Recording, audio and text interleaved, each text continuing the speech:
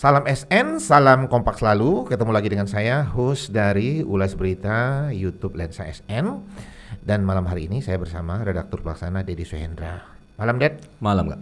Dan kita akan ulas berita, Ded, ya. Menemani penonton Lensa SN dengan kupasan mendalam khas dari YouTube Lensa SN. Dan kita akan bahas hari ini ya. Ada agak spesial hari ini, kita akan bahas beberapa berita yang sudah terbit di Suara Nusantara edisi paper, terbit hari Rabu 6 November 2024 ya. Selain itu juga kita akan bahas berita-berita lainnya ya. Dan hari ini Ulas Berita masuk edisi 246 Rabu 6 November 2024. Dan kita langsung saja ya ke berita utama Suara Nusantara hari ini yang berjudul Arspitsus Kejati tegaskan tak ada keterlibatan mantan Bupati Lahat. Apa ini maksudnya, Ded? Silakan. Iya, Kak. Berita itu terkait wawancara kita dengan Asisten Bidang Tindak Pidana Khusus Kejaksaan Tinggi Sumatera Selatan Umaryadi SMH, Kak ya. Di mana terkait dugaan kasus korupsi pengelolaan tambang izin pertambangan batubara PT Andalas Bara Sejahtera yang menimbulkan kerusakan lingkungan hidup dan kerugian negara tahun 2010 sampai dengan 2014 di wilayah Provinsi Sumsel yang jumlah kerugian negaranya sebesar 488 miliar lebih, Kak ya. Di mana dari keterangan Aspitsus Kejati Sumsel Umaryadi SMH pada Selasa 5 November 2024 mengungkapkan bahwa dari hasil penyidikan perkara tersebut, tim jaksa penyidik bidang tindak pidana khusus Kejati Sumsel tidak menemukan, Kak ya, keterlibatan terkait mantan Bupati Lahat. Lebih jauh dikatakan Aspitsus apa nih, Ded? Ya, lebih jauh Aspitsus Kejati Sumsel Umaryadi SMH mengatakan, Kak ya, diketahuinya tidak adanya keterlibatan mantan Bupati Lahat tersebut dari proses penyidikan yang sudah memakan waktu, Kak ya. Di mana dalam proses penyidikan itu kan dikatakan Umaryadi ada 54 saksi yang telah dilakukan pemeriksaan, Kak. Oke, jelang persidangan 6 tersangka dugaan korupsi batubara yang tinggal sesaat lagi, Ded ya. Iya. Nah, mungkin Dedi bisa mengaitkannya dengan jelang persidangan tersebut. Silakan, Dedi. Iya, Kak, terkait 6 tersangka dalam dugaan kasus korupsi tersebut, Kak ya. Aspitsus Kejati Sumsel Umaryadi SMH juga mengatakan bahwa tim jaksa penuntut umum telah melimpahkan berkas perkara ke 6 tersangka ke Pengadilan Negeri Palembang, Kak ya. Di mana menurut Aspitsus Kejati Sumsel bahkan Pengadilan Negeri Palembang telah menetapkan jadwal sidang perdana ke 6 tersangka, yaitu tanggal 11 November 2024 mendatang, Kak. Oke, Ded ya, proses penyidikan dugaan korupsi batubara di Sumsel ini cukup panjang, Ded ya. Dan Suara Nusantara, koran sn.com dan YouTube Lensa SN ini running ya, membuat berita-beritanya dan kontennya ya. Dan alhamdulillah mendapat respon positif dan apresiasi dari masyarakat Sumatera Selatan. Dan kita juga mengucapkan terima kasih ya, ada narasumber tetap kita, mantan Kabar Reskrim Pak Susno Duaji yang setia ya, memberikan komentar dalam setiap perkembangan penyidikan dugaan korupsi ini, ya. Salah satu komentar Pak Susno Duaji yakni tentang peran kepala daerah dalam dugaan korupsi ini terjadi, saat dugaan korupsi ini terjadi. Mungkin Dedi masih ingat kala itu? Ya, Kak, Pak Susno Duaji selaku tokoh masyarakat Sumsel yang juga mantan Kabar Reskrim Polri, Kak ya, mengatakan bahwa kepala daerah yang menjabat saat itu tidak mengetahui terkait perkara ini, Kak ya. Di mana menurut Pak Susno Duaji di lapangan itu ada kepala dinas dan juga aparat yaitu ASN yang mengetahui titik-titik koordinat terkait izin perusahaan tersebut, Kak ya. Di mana dikatakan Pak Susno Duaji kepala dinas dan juga ASN tersebutnya yang melakukan pengawasan, Kak. Oke, kita bicara tentang penetapan tersangka yang sudah dilakukan oleh Kejati Sumsel dan tidak ada lagi penambahan tersangka. Info dari Kejati Sumsel tentang penetapan tersangka ini tentu Kejati Sumsel sudah berdasarkan bukti-bukti ya, dan alat buktinya bukti. Dan ini pernah kita buat di berita Suara Nusantara edisi paper dan koran sn.com ya. Iya, Kak. Jadi bisa mengulasnya lagi, silakan. Ya, terkait penetapan ke-6 tersangka tersebut, Asisten Bidang Tindak Pidana Khusus Kejati Sumsel, Kak ya, Umaryadi SMH mengatakan bahwa penetapan ke-6 tersangka berdasarkan hasil proses penyidikan yang telah dilakukan oleh tim jaksa penyidik bidang tindak pidana khusus Kejaksaan Tinggi Sumatera Selatan serta telah didapatnya alat bukti yang cukup, sehingga menurut Aspitsus Umaryadi Aspisus Kejati Sumsel Umaryadi SHMH, maka tim jaksa penyidik menetapkan ke-6 tersangka tersebut sebagai ke-6 orang sebagai tersangka dalam dugaan kasus korupsi tersebut, Kak. Oke, 6 orang tersangka ini setelah ditetapkan sebagai tersangka dan ditahan itu terus dilakukan pemeriksaan, Ded ya? Iya, Kak. Dan kita juga running membuat beritanya ya. Dedi masih ingat, silakan. Ya, waktu saat proses penyidikan perkara tersebut, Kasipenkum Kejati Sumsel Fani Yulia Kasari SMH, Kak, ya, memang mengatakan bahwa untuk para tersangka yang ditetapkan dilakukan pemeriksaan oleh tim jaksa penyidik tindak pidana khusus Kejati Sumsel lebih dari 1 kali, Kak, ya.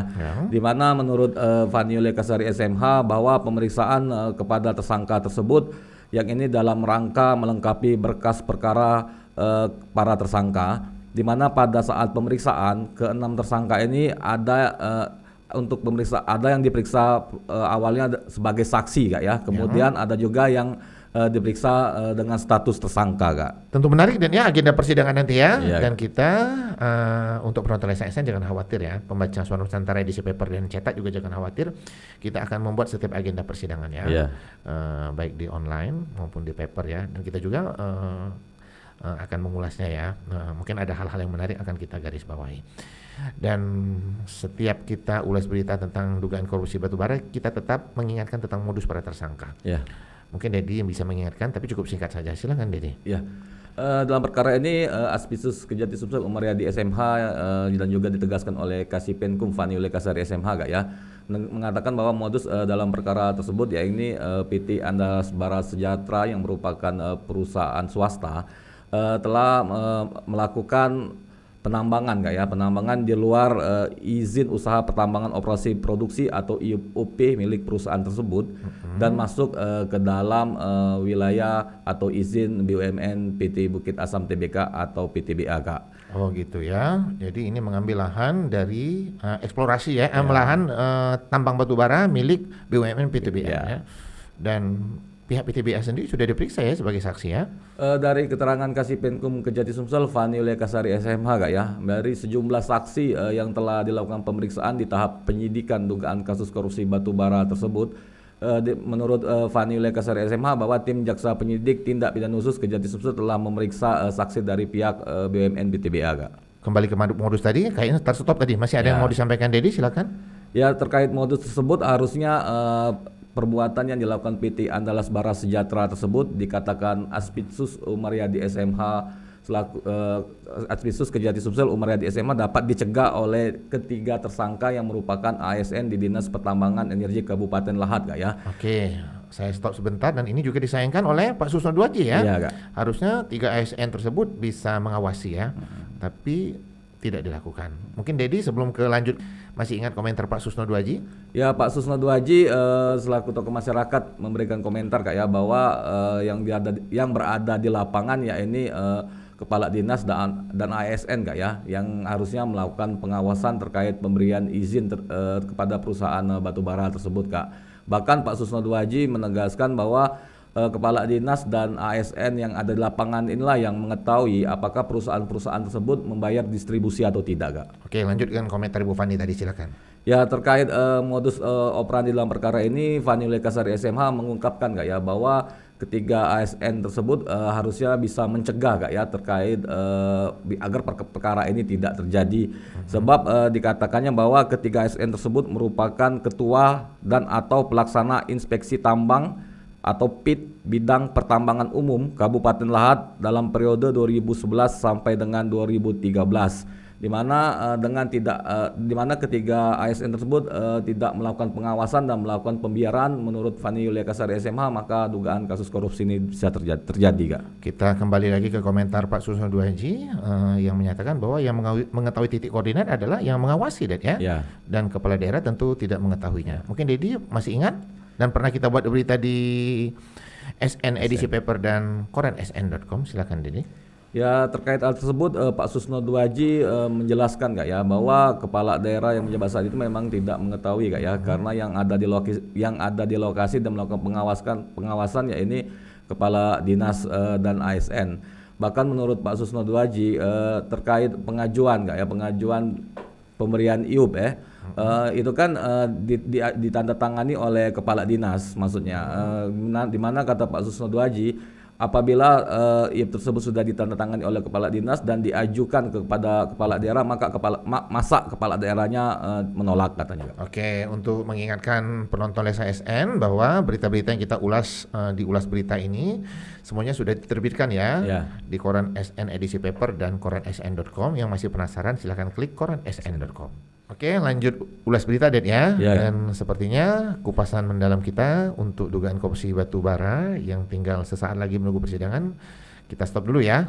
Kita lanjut di sesi berikutnya ya. Dan untuk penonton SN silakan mengusulkan tema-tema ulas berita kepada tim Lensa SN ya, atau tamu-tamu podcast ya, yang akan kita undang ya ke Instagram koran SN. Dan kita lanjut ke ulas berita sesi berikutnya ya. Ini di koran hari ini saya perlihatkan di sudut kiri di bawah mutiara saya itu ada judul ahli dari BPKP bahwa proyek Jargas tak bisa swaklola. Ini dari persidangan dugaan korupsi Jargas PT SP2J. Ini maksudnya apa, Det? Silakan. Ya Kak, berita tersebut terkait persidangan 4 terdakwa dugaan kasus korupsi proyek pekerjaan penyambungan jaringan instalasi pipa jaringan gas atau Jargas Alam tahun 2019 pada PT Sarana Pembangunan Palembang Jaya, PT SP2J BUMD Pemkot Palembang yang telah digelar di Pengadilan Tipikor Palembang Kak ya. Di mana dalam persidangan tersebut ahli dari BPKP Sumsel Muhammad Denny Murapal yang dihadirkan oleh jaksa penuntut umum memberikan keterangan bahwa dalam perkara tersebut bahwa pekerjaan Jargas tidak bisa diswaklola karena menurut ahli untuk proyek dilakukan swaklola harus anggarannya di bawah 500 juta Kak. Oke, komentar hakim terhadap keterangan dari saksi ahli ini apa, Det? Ya Kak, awalnya kan pertanyaan tersebut dilontarkan oleh ahli dari BPKP Sumsel ini merespon pertanyaan Kak ya dari Ketua Majelis Hakim Fitriadi SAMH, di mana yang di dalam persidangan Majelis Hakim menanyakan terkait metode swaklola yang diterapkan dalam proyek Jargas pada PT SP2J tersebut, di mana dikatakan hakim bagaimana pendapat ahli terkait swaklola karena swaklola ini ada juga diatur dalam Perpres dan juga terdapat di dalam SK Direksi PT SP2J Kak ya. Nah, bagaimana keterangan dari saksi ahli? Ahli di persidangan mengungkapkan kepada majelis hakim bahwa dirinya sebagai ahli dari BPKP Sumsel menegaskan bahwa tidak diperbolehkan proyek Jargas tersebut dilakukan swaklola Kak ya, karena menurut ahli anggarannya itu miliaran Kak. Oke, kembali dengan proyek yang diswaklola, sebelumnya kan ada mantan wali kota 2 periode yang dihadirkan ya, dan sempat menjadi pertanyaan hakim, kenapa ini menjadi proyek yang swaklola? Iya Kak. Jadi masih ingat apa jawaban dari mantan wali kota 2 periode tersebut? Silakan. Mantan wali kota Palembang 2 periode yang dihadirkan oleh jaksa penuntut umum di persidangan. Di persidangan tersebutlah bahwa terungkap adanya perwali Kak ya, perwali yang diterbitkan oleh mantan wali kota Palembang tersebut dan diakui oleh mantan wali kota tersebut bahwa dirinya yang menerbitkan perwali tersebut Kak. Dan perwali ini terkait dengan janji politik ya, untuk menggolkan program saat saat berkampanye lah ya. Untuk proyeknya sih bagus ya. Untuk memberikan jaringan gas kota ya, ke masyarakat, ke warga kota Palembang. Tapi ternyata ada perkara korupsi ya di dalamnya. Nah, tentang perkara korupsi ini sendiri sebelumnya mantan wali kota Palembang tersebut tidak tahu ada dugaan korupsi ini, Den ya. Iya Kak. Dan pernah ada statementnya di persidangan, Den ya. Iya. Apa statementnya? Silakan, Den. Ya, di persidangan kan mulanya majelis hakim mengajukan pertanyaan Kak ya, bagaimana terkait pengawasan mantan wali kota Palembang tersebut terkait proyek yang dikatakan oleh mantan wali kota Palembang itu yakni program prioritasnya yakni janji politiknya Kak ya. Dikatakan oleh mantan wali kota Palembang di persidangan bahwa dirinya tidak mengetahui terkait proyek dan terkait dugaan kasus korupsi tersebut karena selama proyek pekerjaan Jargas dilakukan dirinya tidak mendapatkan laporan dari komisaris PT SP2J Kak. Lanjut ulas berita kita, Den ya. Iya Kak. Dan ini sesi ketiga ya, dan sesi ketiga tetap kita bahas ulas dari berita yang sudah terbit di Suara Nusantara edisi cetak, Det ya. Iya, Kak. Kebetulan ada terbit beritanya di sini, judulnya Kejati tetapkan ex Dirjen Perkeretaapian jadi tersangka dengan subjudul dugaan korupsi LRT Palembang. Ini maksudnya apa, Det? Silakan.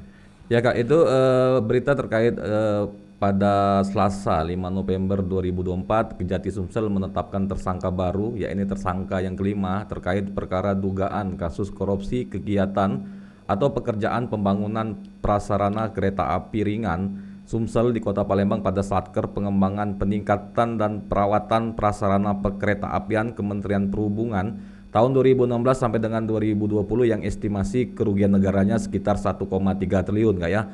Di mana dalam berita tersebut Asisten Bintang Tindak Pidana Khusus Kejaksaan Tinggi Sumsel Umaryadi SMH menegaskan, Kak ya, bahwa pihaknya telah menetapkan tersangka baru yang merupakan mantan Direktur Jenderal atau Dirjen Perkeretaapian Kementerian Perhubungan RI periode Mei 2016 sampai dengan Juli 2017, Kak. Jadi total tersangka dalam dugaan korupsi LRT Palembang ini sudah 5, Det ya? Sudah 5, Kak. Dan 4 sudah ditahan ya? Sudah, Kak. Kemudian, Det, saya baca itu terselip berita itu ada aliran uang 18 miliar ya? Iya, Kak. Ini maksudnya apa? Silakan. Ya, Asisten Bidang Tindak Pidana Khusus Kejati Sumsel Umaryadi SMH, Kak ya, mengatakan bahwa ditetapkannya mantan Dirjen Perkeretaapian Kemenhub RI tersebut sebagai tersangka karena dari hasil penyidikan tim jaksa penyidik bidang tindak pidana khusus Kejaksaan Tinggi Sumsel, Kak ya, mendapatkan alat bukti di mana dikatakan Umaryadi SMH bahwa dalam perkara tersebut adanya setoran-setoran uang sebesar 18 miliar yang secara berkali-kali masuk ke rekening tersangka, Kak. Lumayan banyak juga, Det ya. Iya, Kak. Sebelumnya ada juga aliran uang, Det ya, Iya. yang sempat terungkap saat press release ya. Iya. Mungkin Dedi masih ingat? Ya, dalam perkara ini kan total tersangkanya ada 5 tersangka, Kak ya. Di mana sebelumnya saat menetapkan 3 tersangka di awal yang merupakan pihak dari PT Waskita Karya, Kak ya. Dikatakan Umaryadi SMH bahwa dalam perkara tersebut didapati adanya aliran uang sebesar 25,6 miliar yang mengalir ke beberapa pihak, di mana uang tersebut dikatakan Umaryadi SMH merupakan aliran suap atau gratifikasi, Kak. Kalau di total untuk sekarang ya, untuk jumlah sementara itu lumayan banyak juga, Det ya. Iya, Dan ini memancing komentar dari mantan Kabar Eskrim Mabes Polri Pak Susno Duaji ya. Mungkin Dedi masih ingat komentarnya tentang aliran uang ini, silakan. Katakan Pak Susno Duaji karena aliran uang merupakan bukti yang kuat dan akurat terkait perkara tersebut, Kak. Kita berharap kepada Kejati Sumsel bisa menuntaskannya dugaan korupsi ini ya. Kemudian wartawan pernah menanyakan juga, karena LRT ini berada di Palembang, ibu kota provinsi Sumatera Selatan, apakah menyentuh pejabat di Sumatera Selatan? Dan dijawab waktu itu, Den ya. Iya, Kak. Silakan, Dedi. Ya, dari keterangan Aspitsus Kejaksaan Tinggi Sumatera Selatan Umaryadi SMH bahwa terkait adakah keterkaitan pihak dari Pemda maupun Dishub Sumsel, Kak ya. Dikatakan Umaryadi SMH bahwa sejauh ini masih dilakukan proses pendalaman, Kak. Oke, Det ya, cukup berat juga ya tugas dari Kejati Sumsel, Det ya. Menurut pendapat saya ya, karena banyak sekali perkara korupsi yang berat-berat ya, menurut saya itu yang saat ini sedang dilakukan penyidikan ya, dan sudah ada juga masuk dalam tahap menuju persidangan ya. Mulai dari dugaan korupsi batubara di Sumsel yang kita sudah bahas yang pertama ya, kemudian dugaan korupsi LRT Palembang yang kita bahas sesi ketiga tadi ya. Kemudian untuk korupsi Jargas, tapi itu penyidikannya dilakukan oleh Polda Sumsel ya. Kemudian kita merinci beberapa dugaan korupsi yang saat ini sedang ditangani oleh Kejati Sumsel ya. Ada dugaan korupsi kebun ya. Kemudian ada lagi dari internet desa, Kak. Internet desa ya. Saat ini sudah masuk persidangan belum? Sudah masuk dalam persidangan dan ada juga tersangkanya sudah baru dilakukan tahap 2, Kak. Dan kita memberikan apresiasi ya. Semangat lah ya kepada Kejati Sumsel yang banyak menangani perkara korupsi besar di Palembang di Sumatera Selatan ini ya, dan segera dituntaskan ya, itu harapan, tentunya harapan masyarakat Sumatera Selatan, Den ya. Dan sepertinya kita sudah di akhir ulas berita, Den ya. Tetap berharap kepada penonton SASN untuk memberikan masukan-masukan yang positif ya. Hingga kami juga dapat memberikan kupasan mendalam dan tayangan-tayangan yang berkualitas. Dan seperti biasanya di ujung ulas berita kita ada quotes, dan quote kita malam hari ini sederhana saja, Det ya. Teruslah mandiri, jangan tergantung dengan orang lain. Jangan lupa untuk like, comment, share, dan subscribe kanal YouTube Lensa SN agar informasi menarik dari kanal YouTube ini tetap tersebar merata di bumi Sumatera Selatan. Demikian dari saya, salam SN, salam kompak selalu.